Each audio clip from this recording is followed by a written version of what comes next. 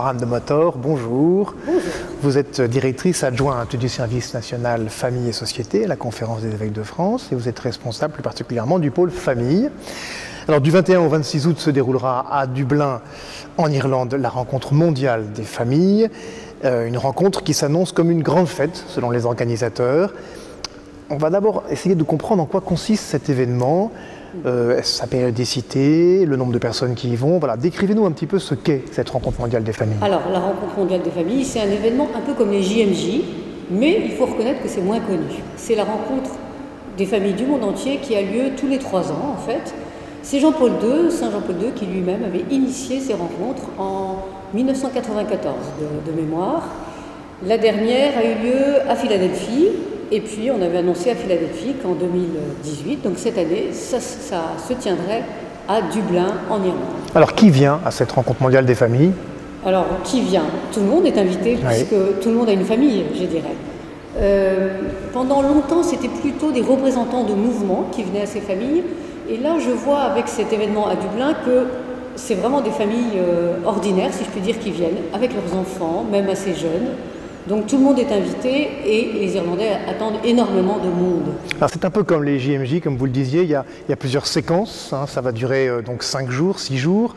Il y a d'abord un congrès, il y a des tables rondes, il y a ensuite la grand-messe où le pape sera présent. Enfin, il y a plusieurs phases finalement. C'est ça, il y a plusieurs phases dans ce qui est un peu le mondial des familles. Oui, oui. Une référence d'actualité. En cet été 2018. En fait, les 3 premiers jours, ce sont effectivement des jours de congrès ou de colloques, où on attend 40 000 personnes, je crois, ce qui est considérable, avec des interventions très variées sur la chance que représentent les familles pour le monde, la préparation au mariage, prendre soin de notre maison commune. Comment est-ce que les familles peuvent prendre soin de notre maison commune? Ou bien encore la question des familles qui vivent des situations de deuil, de divorce, de remariage. Toutes ces situations vont être abordées dans ce temps de 3 jours de congrès, avec des intervenants vraiment de renom. Alors il faut peut-être préciser que c'est à Dublin, cette année, le thème de ces rencontres, c'est l'évangile de la famille, joie pour le monde. Donc nous sommes vraiment dans une volonté affichée de montrer cette famille qui est la joie, qui est la source de joie pour le monde. C'est ça, la volonté, même à travers tout ce qu'elle peut traverser de difficile ou d'heureux. Et écoutez, ce que vous dites, c'est tout à fait un écho du texte de référence, en fait, de ce congrès pastoral et de la rencontre, le texte qui est Amoris Laetitia. Texte qui ne vous quitte jamais. Voilà, texte la joie de l'amour. Que je suis heureuse de présenter, d'étudier, de partager. La joie de l'amour, parce que le pape François nous dit, dès le numéro 1, la joie de l'amour qui est vécue dans les familles est aussi la joie de l'Église. Voilà, c'est vraiment le fil rouge de la rencontre. Et cette joie de l'amour qui est vécue dans les familles et qui est aussi la joie de l'Église, elle se vit quelles que soient les tribulations familiales. Donc c'est vraiment un axe majeur que ce congrès voudrait donner à voir. Donc vous avez une première phase où ce congrès donc, va permettre d'aborder, de discuter sous différentes formes énormément de facettes qui touchent la famille, aussi bien l'environnement, l'œcuménisme, les difficultés, les accidents, mais aussi les joies, vous l'avez dit. Après donc cette phase de congrès, il y a un rassemblement, Alors après cette phase de congrès, on invite encore plus largement les familles du monde entier, mais plus concrètement, ça sera plutôt les Irlandais, parce que l'Irlande est une île. Et oui, jusqu'à preuve du contraire, ça reste une île.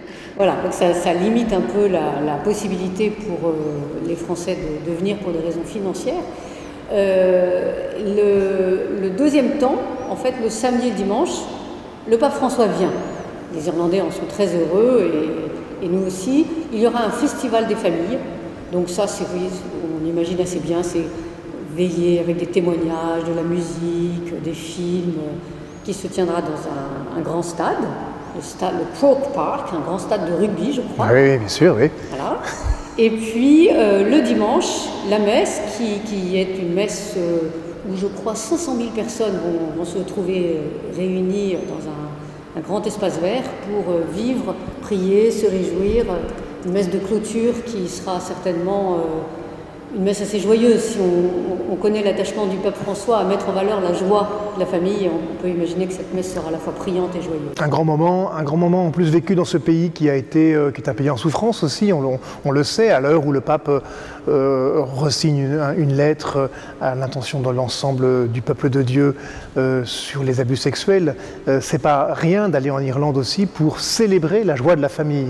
Malgré tout, j'ai envie de dire. Oui, l'Église d'Irlande, je l'ai constaté en y allant moi-même pour préparer l'événement, elle est très marquée, bien évidemment, par cette crise des abus sur mineurs et aussi sur majeurs. Et elle adopte du coup une posture très respectueuse, je trouve, des victimes déjà, et puis des familles elles-mêmes, en n'étant pas dans une posture triomphaliste, pas du tout. Ce choix-là avait été fait il y a 2 ans, au moment déjà du lancement du projet par l'Église d'Irlande, et je crois que la lettre toute récente du pape François, qui accorde une place première aux victimes, va évidemment renforcer l'Église d'Irlande dans cette dynamique, cette détermination. Cette détermination. Alors, vous parliez des Français, quand même un petit mot. Cette année, ils sont plusieurs centaines à se rendre en Irlande. Et oui, ils sont plusieurs centaines. À Philadelphie, il y a 3 ans... plusieurs dizaines. Il y avait plusieurs dizaines, voilà.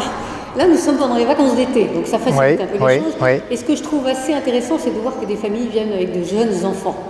Il y a tout un programme pour les mineurs, et des familles partent à 3, 4, 5, 6, ce qui est assez courageux, puisque la langue anglaise n'est pas forcément la langue première des Français, et vont vivre un temps en famille.